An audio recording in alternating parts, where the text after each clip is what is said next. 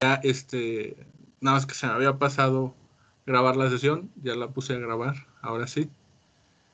Les comentaba, el módulo de teoría general del proceso 2 va de lo más difícil hacia lo más fácil. ¿A qué me refiero con esto? Que el primer reto es el más difícil de todo el módulo, sin duda alguna, y cada uno de los módulos se va haciendo, incluso cada uno de los retos se va haciendo mucho más fácil, e incluso llegando hasta el reto 5, que es verdaderamente sencillo. También el reto 4 es sencillo, y si bien el reto 2 es algo laborioso, también es verdaderamente sencillo y nada más es una cuestión de recabar información en ordenamientos legales.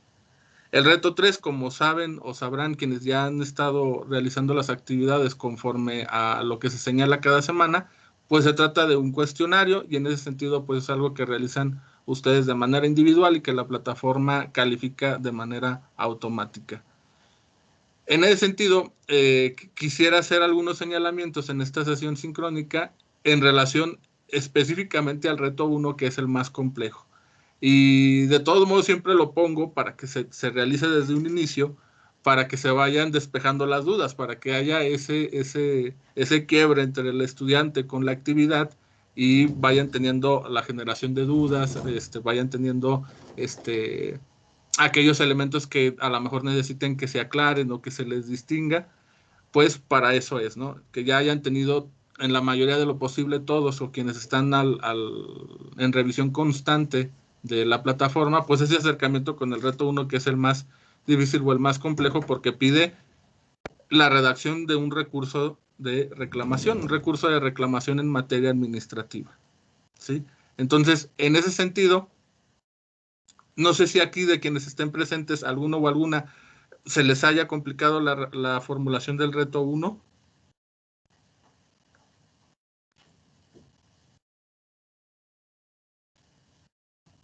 ¿A alguien se le ha complicado ese reto? A mi profesor, de hecho, lo tuve que volver a realizar. Ok. Sí. ¿Alguien más? Bueno, de todos modos, siempre es importante hacer señalamientos sobre este reto. Vamos a abordar algunas cuestiones. Espero que les pueda ayudar a todos y a todas. Vemos un breve análisis de lo que va a ser el reto, y terminando, si hay más dudas en relación a ello, pues lo podemos verificar. Una de las cuestiones más importantes sobre este reto que sí quisiera comentar con ustedes,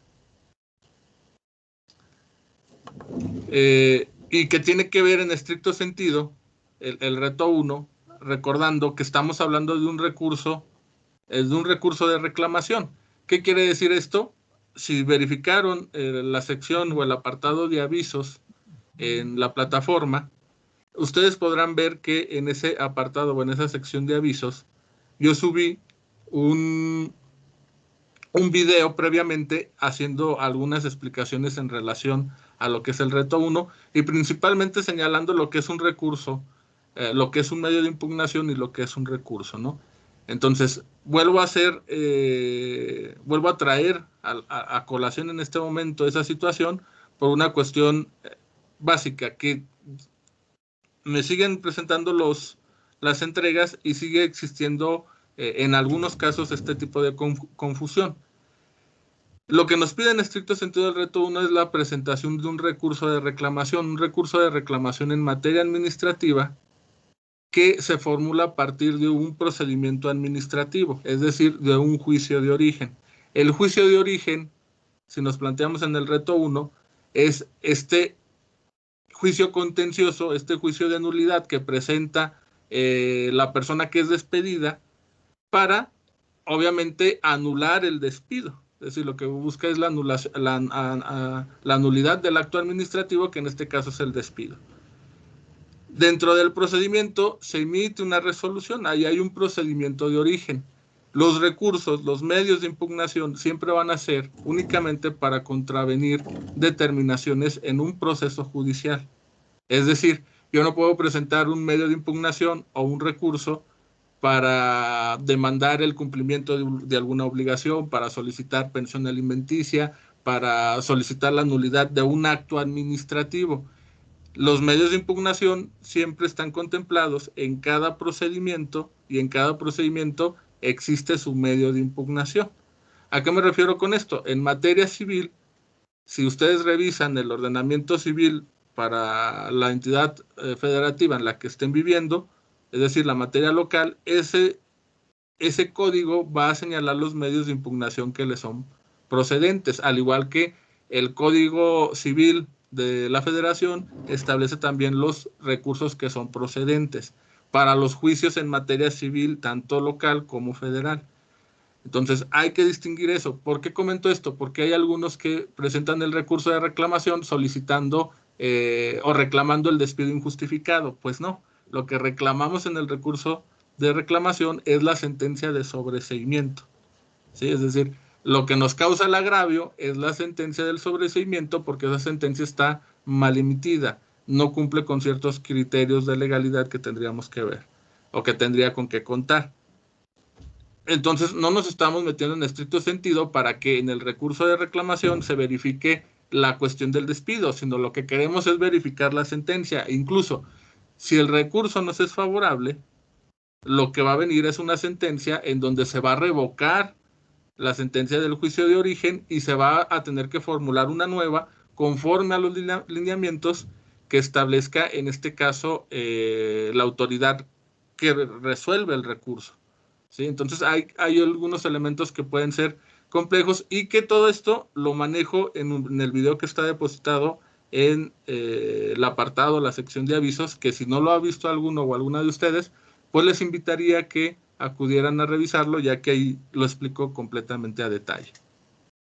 Pero lo menciono nuevamente porque es algo que se sigue suscitando, es decir, seguimos confundiendo lo que es un juicio de origen y cómo del juicio de origen se pueden derivar los medios de impugnación hasta un recurso. Un recurso, por lo general, siempre lo que trata de combatir o de contradecir es una resolución que pone fin a juicio. De ahí tenemos en materia civil, por ejemplo, el recurso de apelación, que es la segunda instancia. Incluso los recursos en la mayoría de las materias separan lo que son las instancias, la primera, segunda y tercera instancia. En materia civil como administrativa, los recursos sobre sentencias definitivas siempre marcan una segunda instancia. ¿Por qué? Porque se va a revisar, pero la legalidad del anterior procedimiento o en específico de la actuación que estemos señalando, que en este caso tendría que ser la sentencia de sobreseimiento. ¿Sí? Entonces, ¿cómo veríamos ya también esta situación de una forma mucho más concreta? Les voy a compartir una presentación. Nada más que tengo aquí muchas cosas.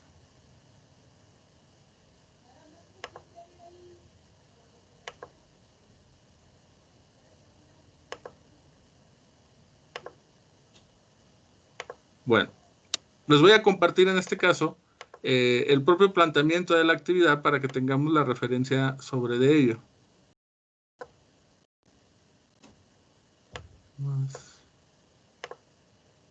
Aquí está. Ya se está visualizando, ¿verdad? Ya, profesor. Ok, bueno, entonces aquí tenemos el planteamiento del propio recurso. Vamos a analizarlo de una parte por una parte. Ahora, ¿a alguien le causa duda por qué si es un despido aparentemente injustificado se lleva mediante una vía administrativa y no mediante una vía laboral? ¿Alguien de los que estamos aquí presentes no tiene esa duda? Digo, porque por ejemplo, si nosotros trabajamos en una empresa privada, si nos despiden, pues recurrimos a instancias legales laborales, ¿sí? Profesor, ¿por qué es un trabajador del gobierno? Exactamente. Ese es un primer aspecto porque es un trabajador del gobierno, aunque también los trabajadores de gobierno tienen tribunales laborales especializados, los tribunales laborales. Pero hay ciertos trabajadores que si son de confianza, si tienen una distinción como trabajadores de confianza en una institución pública, entonces se rigen mediante la vía administrativa, es decir, mediante tribunales administrativos, ya sea de manera local o de manera federal. El caso de las corporaciones policíacas es muy específico. ¿Por qué? Porque por mandato constitucional se señala que los policías, todos los integrantes del cuerpo de cuerpos policíacos, los peritos y los ministerios públicos tienen o se ostenta que su relación con el Estado no es laboral, sino que es una relación de confianza. ¿Por qué? A efecto de estar verificando con estos exámenes de control y confianza y poder verdaderamente desplazar a los elementos policíacos y no tener una relación jurídica laboral en estricto sentido. Aunque cuando se inicia el procedimiento administrativo sí se señala dentro del procedimiento administrativo que es un despido injustificado o es un acto de autoridad que obviamente no tiene una justificación jurídica. Entonces, ¿por qué se lleva de manera administrativa? Sí, porque son empleados de gobierno, pero en estricto sentido porque estamos hablando de un tema en donde, si bien es una relación laboral, el trabajador es un integrante de una corporación policíaca y en ese sentido, por mandato constitucional, no es una relación laboral que se tramita en los tribunales laborales, sino en los tribunales administrativos. Entonces, por eso se hace esta distinción, que también hay mucha gente, creo que en este módulo no me ha tocado, pero en anteriores, que sí empiezan a realizar su recurso de reclamación como si fuera una demanda laboral para una junta de conciliación y arbitraje local, lo cual completamente es erróneo, porque estamos confundiendo el orden de gobierno, porque no es de ese sentido, no es la materia, no es obviamente la acción, sino estamos dando con la materia jurídica, que en este caso es administrativa, y confundimos con laboral, pues tampoco vamos a acertar en la acción que estamos empleando. Entonces, eso también lo quería señalar porque suele ser algo que se confunde. Y bueno, ya analizando a detalle lo que es el planteamiento del reto 1, tenemos estos primeros párrafos en donde yo los coloreé en amarillo, verde y rojo. ¿Por qué? Estos dos primeros párrafos, que establezco con los que inicia el reto, son nuestros hechos. Esto es lo que deberíamos de señalar como hechos. Incluso esto que está con verde, que dice el día 18 de mayo de 2018, en donde aquí se equivocaron, lo repitieron, Adalberto González León, en su carácter de director de la Policía Municipal de Valle de Santiago, Guanajuato, verbalmente cesó de forma lisa y llana y sin mayor argumento. Y continúa ahí. En estricto sentido, esta parte que nos está narrando la forma en la que se dio el despido sería nuestro primer antecedente. ¿Por qué? Porque lo primero que sucede cronológicamente y lo primero que deberíamos de narrar en esa cronología es el propio despido, es el primer antecedente. Aquí le podríamos poner el hecho 1, ¿sí? Lo que está en amarillo, Juan Luis Aguilar, Policía Municipal, promueve el juicio de nulidad ante el Tribunal de Justicia Administrativa del Estado de Guanajuato. Si vemos esta narración cronológica y lógica de los antecedentes, esto que está con amarillo es el hecho 2. Y por último, lo que está seleccionado con rojo, que es la fecha en la que se emite la sentencia en el juicio de nulidad que sobresee el asunto, es decir, que le considera que no existe materia para llevar a cabo el asunto, es en específico nuestro hecho 3. ¿Sí? Así se construye, tan sencillos y tan claros cada uno de los hechos. ¿Hay una secuencia lógica? Sí, porque el hecho 1 nos dice qué pasa con el despido, cómo se da el despido. El hecho 2 nos dice qué es lo que hace en este caso Juan Luis Aguilar después de que es despedido. ¿Qué es lo que hace? Pues promueve juicio de nulidad. Ese juicio de nulidad es el juicio de primera instancia o el juicio de origen. El hecho 3, ¿qué pasa cuando se resuelve ese juicio? ¿Cómo se resuelve ese juicio? Pues que en fecha 12 de noviembre de 2018 la sala resuelve sobreseyendo el juicio de nulidad. Porque la sala resuelve sobreseyendo el juicio de nulidad, es por lo que nosotros tenemos que, en este caso, recurrir la sentencia mediante el recurso de reclamación. Entonces, esta parte tan clara y tan sencilla son nuestros propios hechos. Así se narran los hechos. Un punto por cada hecho de la forma más concreta y más sencilla posible, sin confundir hechos uno entre otro. Si se dan cuenta, es muy sencillo. Es despido, la promoción del juicio de nulidad y la sentencia de ese juicio de nulidad o el acto de autoridad que de alguna forma es el que está violentando el procedimiento. ¿Sí?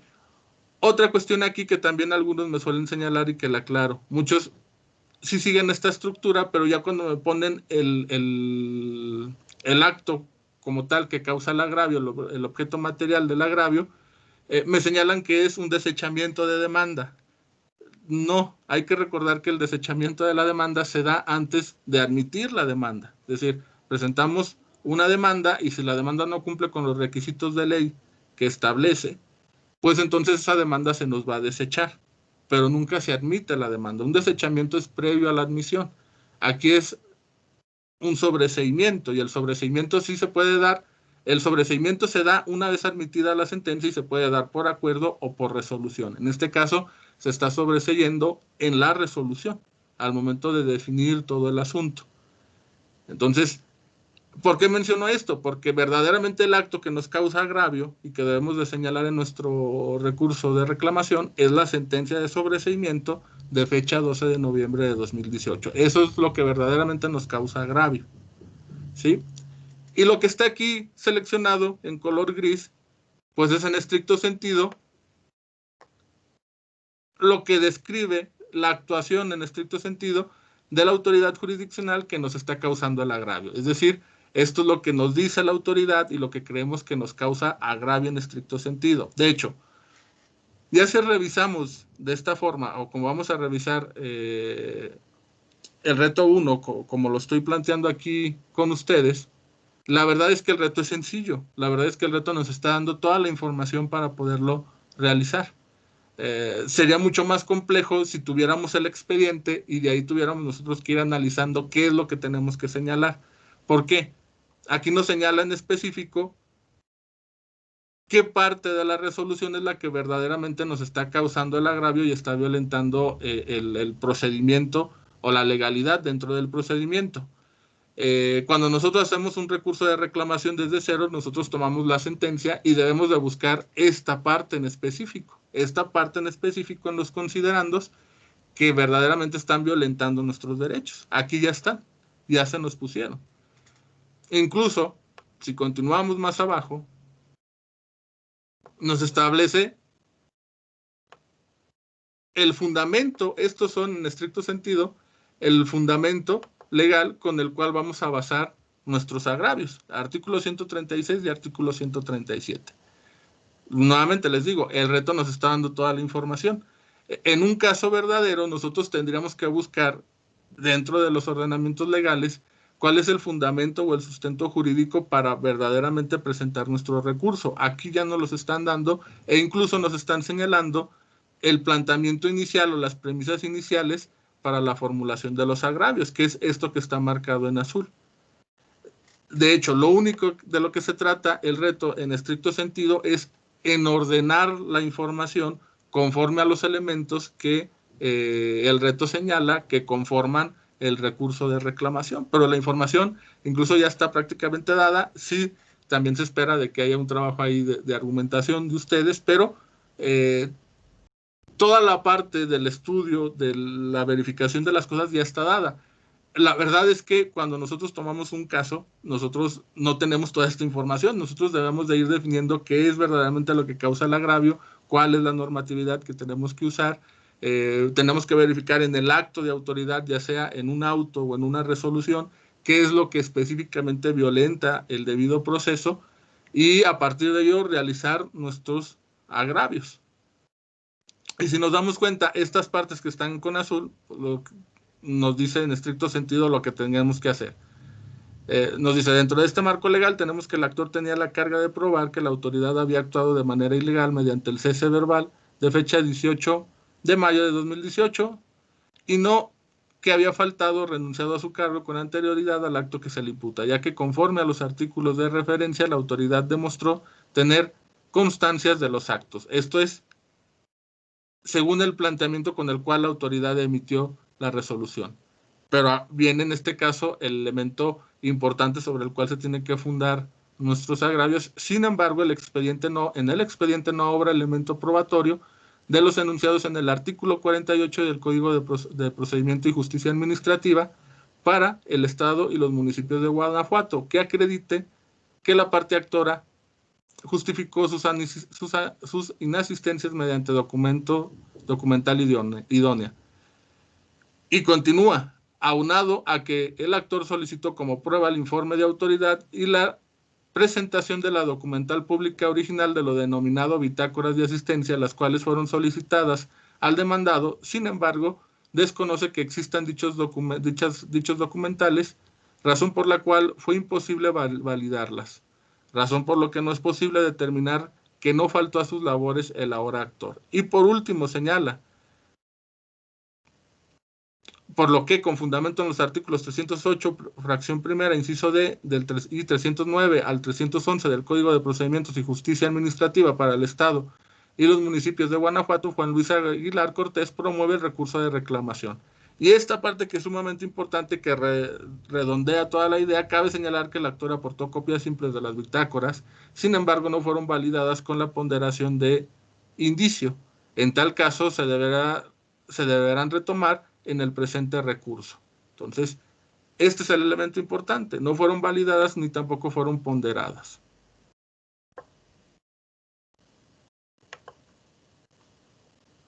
¿Sí? Entonces, el propio planteamiento del problema pues nos está dando toda la información que tenemos que utilizar, nos está dando los fundamentos legales que tenemos que utilizar, y está dando toda la información. Lo que esperaríamos ya después, en lo que nos dice sobre los elementos que conforman el recurso de reclamación, pues es estructurar dicha información y hacerlo como un recurso que fuera plenamente presentable a la autoridad jurisdiccional. Otra cosa que ha pasado y que varias veces me suelen presentar es que algunos o algunas estudiantes toman estas preguntas y las responden.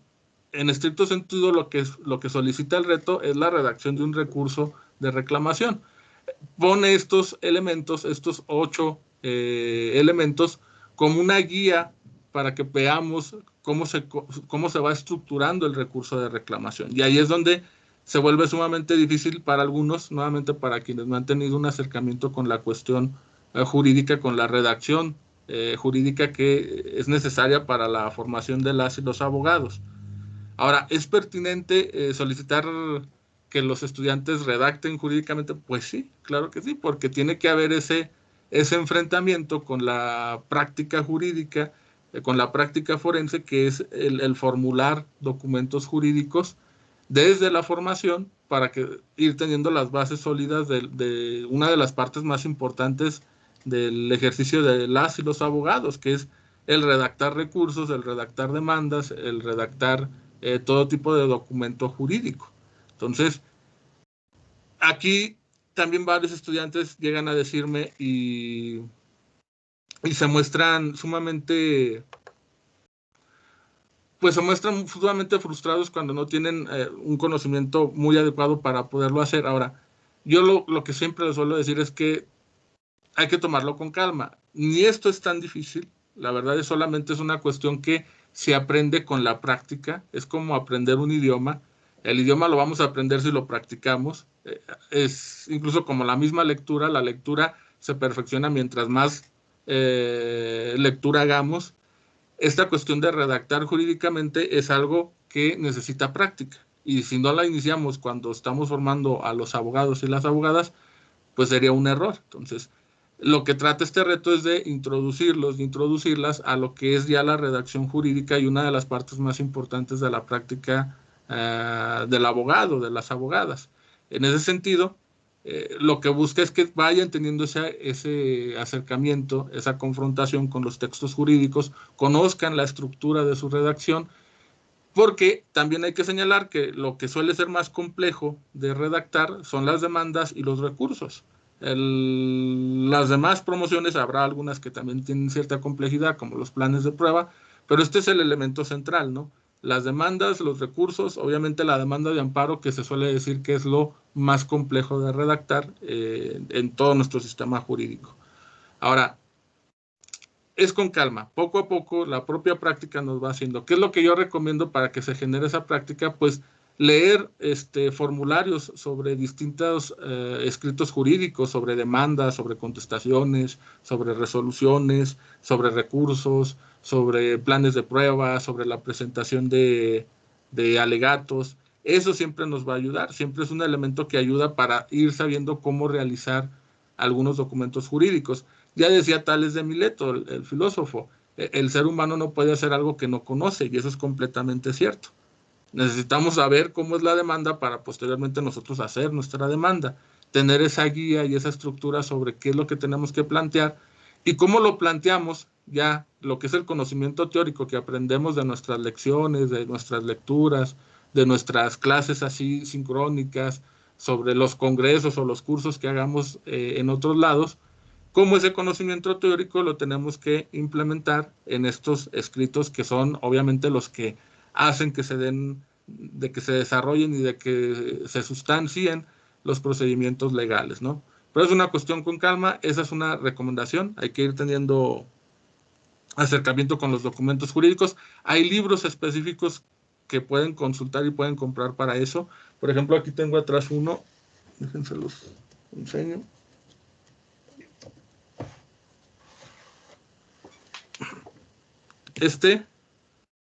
Por ejemplo, no sé si se alcance a ver, es de práctica forense en materia de amparo. ¿De qué se trata este libro?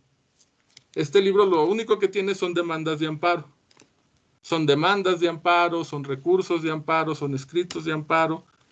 Prevé muchas situaciones, prevé muchos casos hipotéticos, y este es un libro formativo para los estudiantes. Yo doy la clase de Derecho de Amparo de manera presencial en la Universidad Autónoma de Aguascalientes, y este es el libro que llevan mis estudiantes. Entonces, como de amparo, hay de administrativo, hay de penal, hay de todas las materias de laboral. Entonces, yo que recomiendo, pues, hacernos de este tipo de libros para tener nociones claras de cómo redactar jurídicamente, ¿sí? Otra forma que nos ayuda a tener conocimiento en la redacción, pues es empezar a hacer prácticas en un despacho o en una institución pública. Eso es algo que a lo mejor no todos podemos hacer en un momento determinado. Obviamente también ayuda, si se puede, pues adelante.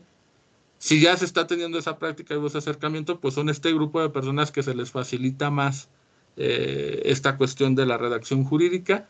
Pero si no, estos libros, los formularios, los machotes, ayudan muchísimo, ¿no? Y en esa cuestión, en relación a los formularios y a los machotes, pues vamos a ver el formulario que yo les pasé para que tengamos una idea ya clara y concisa de, en estricto sentido, qué es lo que tendrían que hacer con el reto. Este es un formato, un formulario, que yo subí también en el apartado de avisos para que tuvieran una guía muy clara de cómo realizar el reto.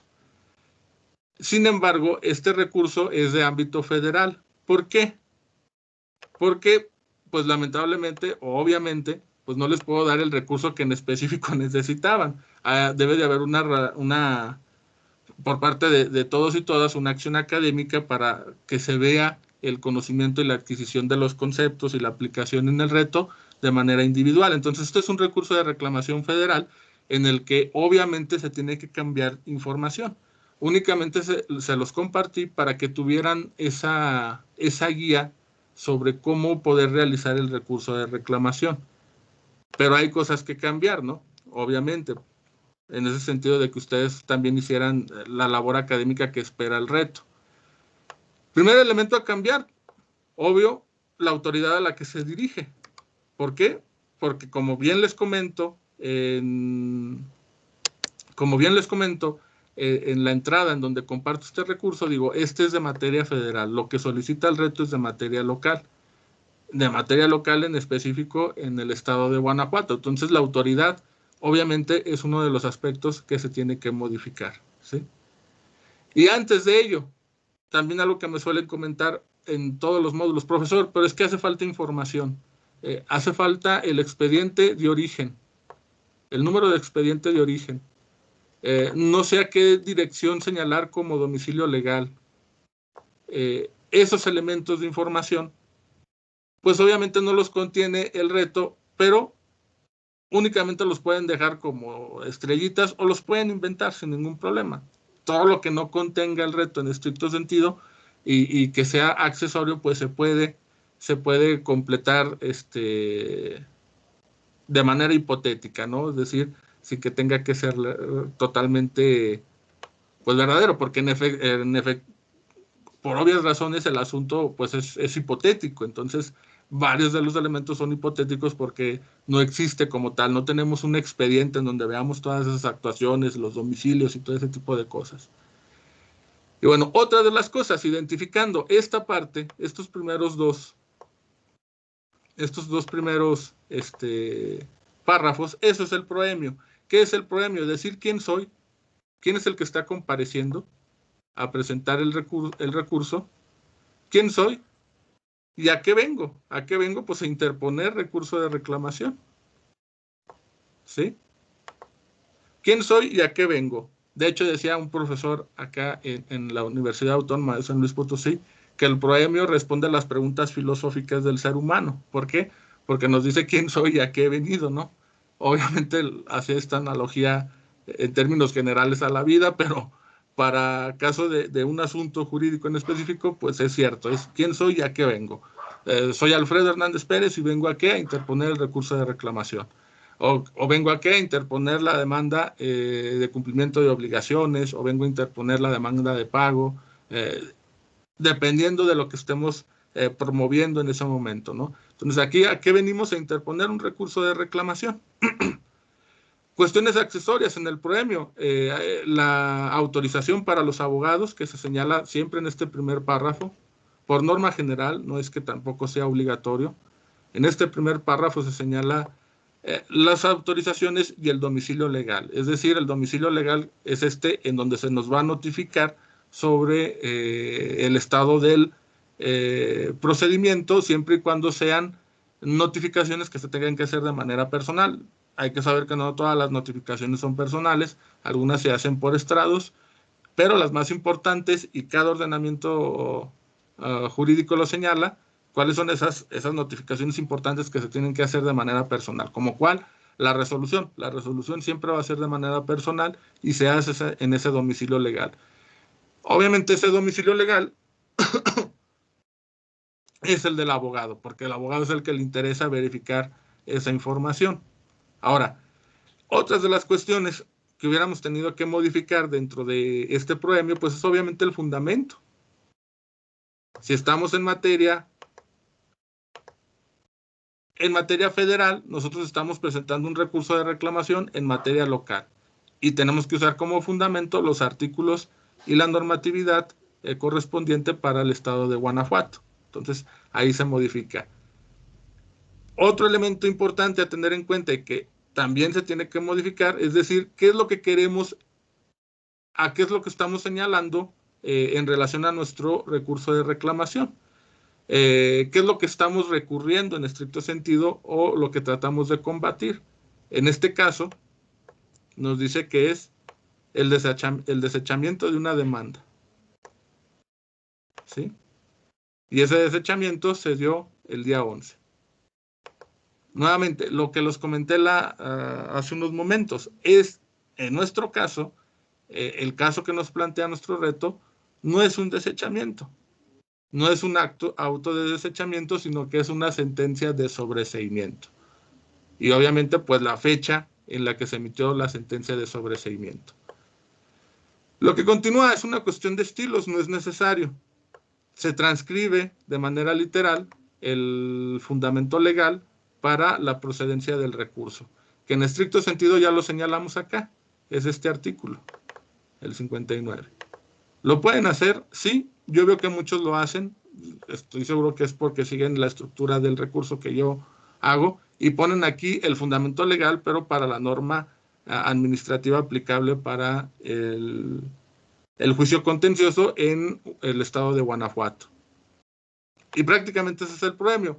Posteriormente, este recurso en materia federal no prevé la cuestión de los antecedentes y muchos ordenamientos jurídicos de las entidades federativas en materia administrativa para la presentación de recursos no prevén el hecho de que pongamos antecedentes o hechos. De todos modos, es muy común que todos los abogados, aunque no sea un requisito como tal, sí los plasmen y en todos los recursos pongan hechos o antecedentes porque son importantes y porque le pueden dar ciertas nociones o ciertas luces al juzgador, a quien va a resolver el recurso, para tomar una decisión completamente jurídica. Entonces, mi recomendación completa, y coincido con lo que plantea el reto, es que pongamos antecedentes. Y los antecedentes son esos que vimos hace un momento, estos que coloreamos y dijimos hecho 1, hecho 2 y hecho 3, ¿no? A partir de que formulamos, obviamente, nuestros antecedentes, tenemos la fuente de impugnación, que en todo caso también ya está señalada en el mismo premio, pero por estilo se suele señalar en específico cuál es esa fuente de impugnación, pues obviamente la sentencia de sobreseimiento de fecha tal, emitida por la segunda sala del Tribunal de Justicia Administrativa del Estado de Guanajuato, ¿no? Y llegamos a la parte más importante, que son los agravios. Obviamente los agravios es el elemento que más relevancia tienen en un recurso. ¿Por qué? Porque aquí estamos expresando y estamos argumentando cómo el acto de autoridad, ya sea la sentencia, ya sea el acuerdo, ya sea la determinación de algo en específico, violenta los principios de legalidad en el debido proceso o violenta incluso las garantías constitucionales en relación a el debido proceso y a la legalidad.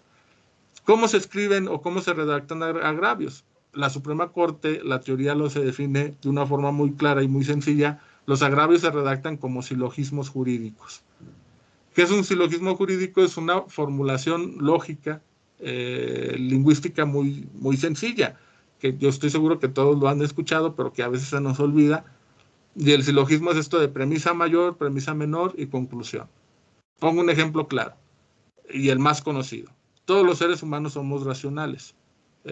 Sócrates es un ser humano. Premisa mayor, premisa menor. Por lo tanto, la conclusión es que Sócrates es racional. ¿Por qué? Porque es ser humano.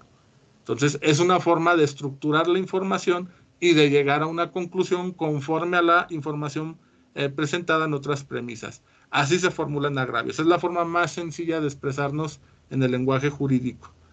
Y a lo mejor de inicio puede resultar complicado, pero no lo es. ¿Qué es lo que tendríamos que hacer aquí?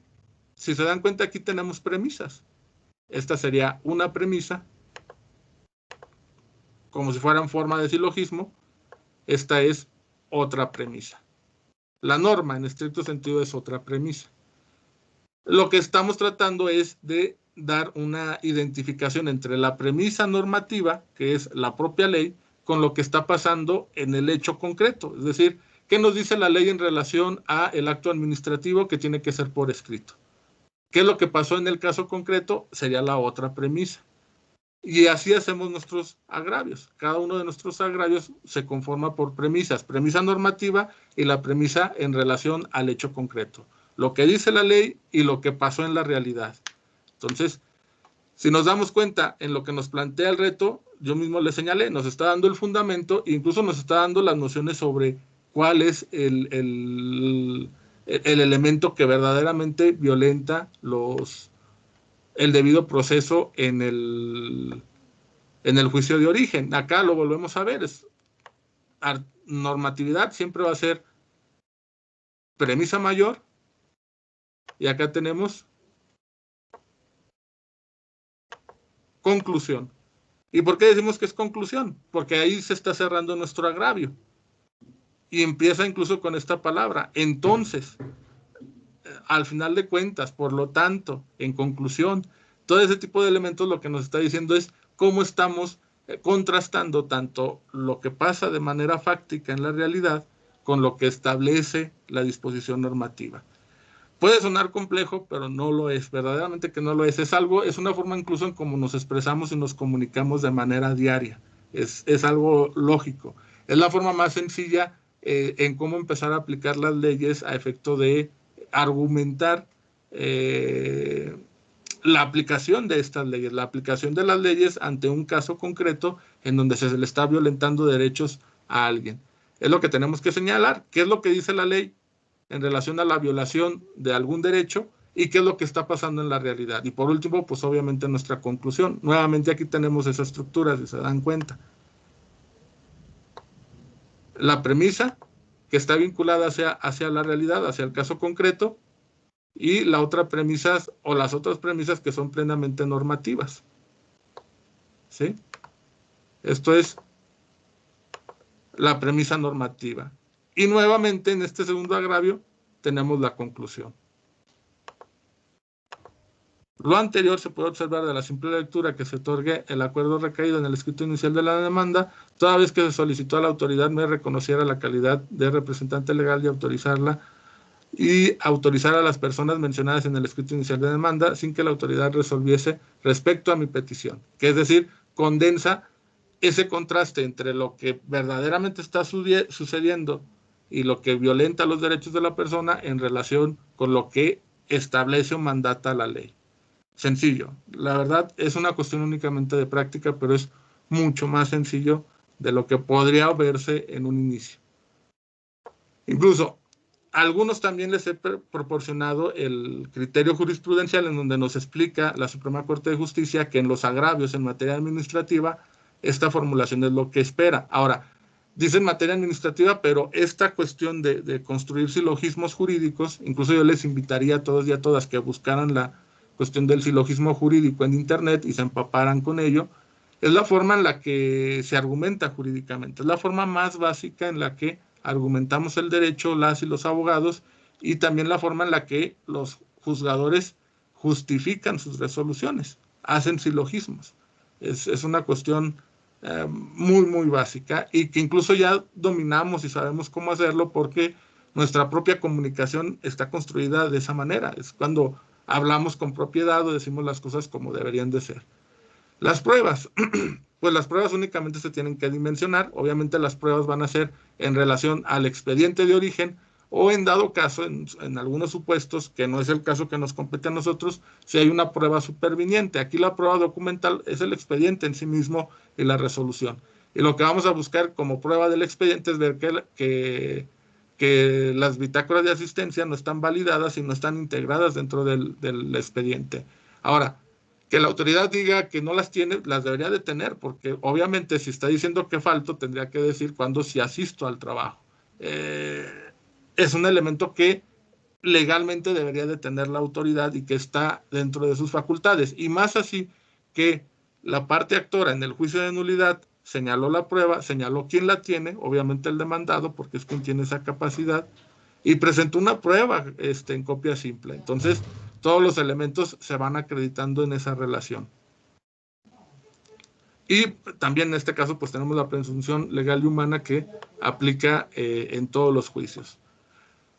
Pero pues esos elementos obviamente se tienen que modificar en relación a lo que nos plantea el propio reto. Y por último, los petitorios, que es una cuestión muy sencilla, ¿no? Incluso es únicamente cambiar la información que aquí se señala en relación a lo que nos plantea el propio reto, y así se termina nuestro recurso, que es algo sencillo cuando se nos explica bien, cuando tenemos nociones de cómo hacerlo, cuando tenemos una estructura.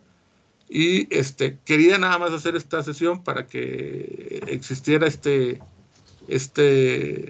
diálogo, para que se dieran cuenta de cómo lo podríamos hacer, porque sí es la parte más complicada del módulo y porque todavía hay mucha gente que no presenta este primer reto, ¿no? Y mi intención es tanto que presenten el reto, pero que también entiendan lo que busca el reto y entiendan y comprendamos cuál es el alcance de la redacción jurídica, de cómo ir integrando todos esos conceptos de la teoría general del proceso ya un documento jurídico que es plenamente presentable a una autoridad.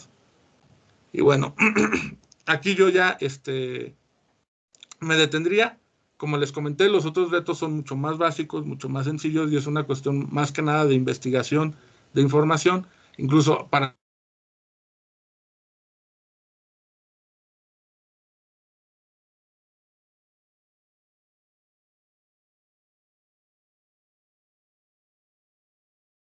que regula cada medio de defensa. Eso es muy claro. Obviamente la ley de amparo, la ley de la Comisión Nacional de Derechos Humanos, la Convención Americana de Derechos Humanos, y el reglamento de la Corte Interamericana de Derechos Humanos para el procedimiento contencioso. Ahí vamos a encontrar toda la información necesaria para llenar el cuadro comparativo y las respuestas, pues también, las preguntas, perdón, responderlas conforme a nuestra reflexión de la información. Y pues bueno, yo aquí terminaría de presentar. No sé si alguien tiene alguna duda o algún comentario o algo que quisiera que especificáramos en mayor medida.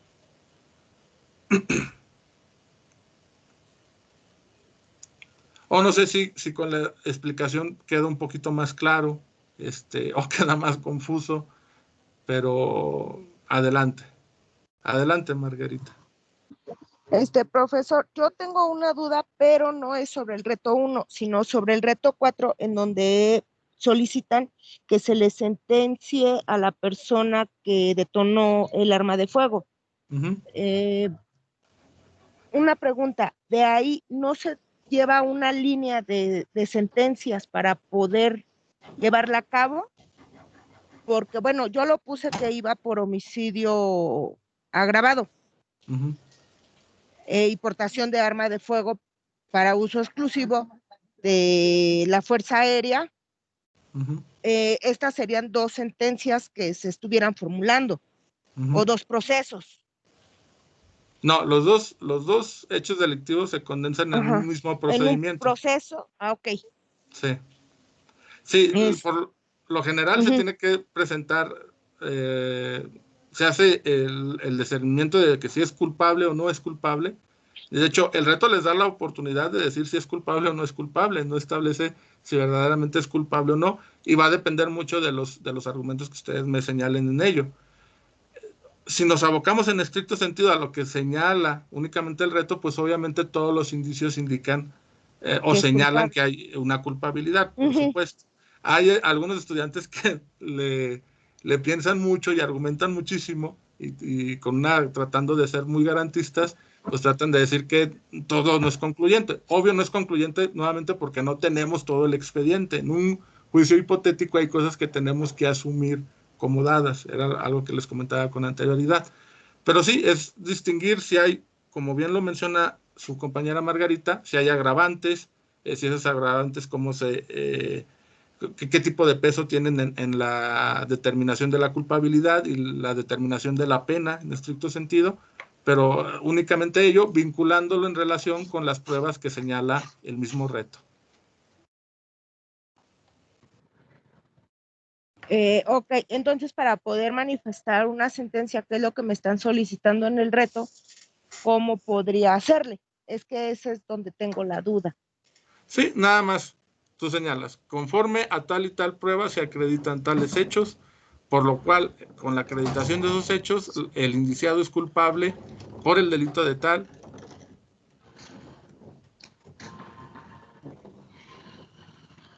Perdón, creo que se cortó un poquito. Entonces, dicen, en relación a tales pruebas se acreditan tales hechos y con estos hechos se acredita la responsabilidad del indiciado en relación de culpabilidad y varios de estos elementos acreditan ciertas agravantes como alevosía, ventaja, premeditación y el código penal establece la sanción o la pena de tanto en relación a los actos cometidos por el indiciado.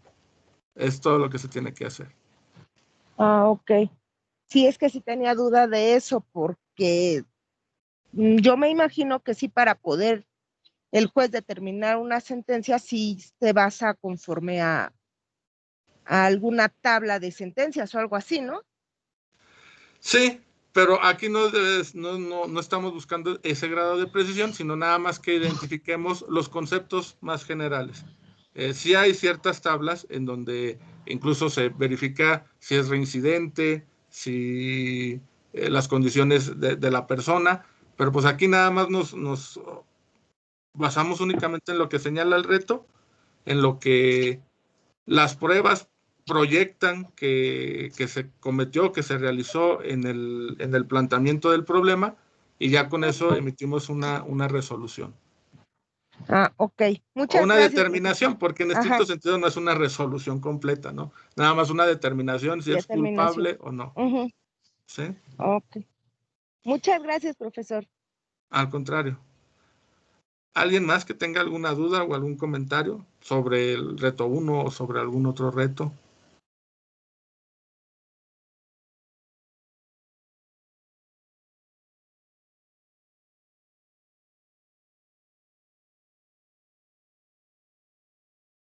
Que haya quedado más claro, que verdaderamente se aproveche, porque la materia es sumamente importante y aparte es bonita tener ese conocimiento de la teoría general del proceso. Espero, a lo mejor incluso puede ser que todos los que estamos aquí presentes ya hayan